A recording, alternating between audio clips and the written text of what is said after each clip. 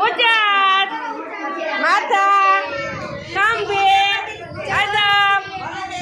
આજે આપણે તેના વિશે ભણવાનું પાણી વિશે. આ શું છે? પાણી. પાણી. પછી આ બોટલમાં શું છે? પાણી છે. એનો કલર કેવો છે? પાણીનો કલર વ્હાઈટ હોય ને. પછી આને ગમે એ કલરમાં ભરશું તો કેવા કલરનું પાણી થઈ જાય છે? એવા કલરનું થઈ જાય.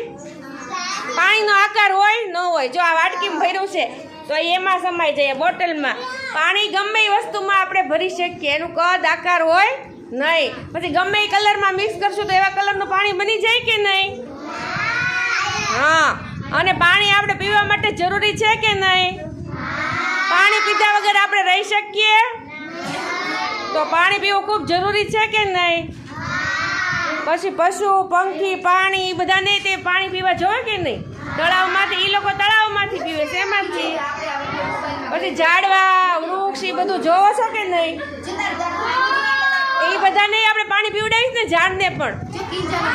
તો પાણી પશુ પક્ષી માણસ બધાને પાણી જીવનમાં ખૂબ જ જરૂરી છે. બરાબર? તાળી પાડજો હાલો બધા.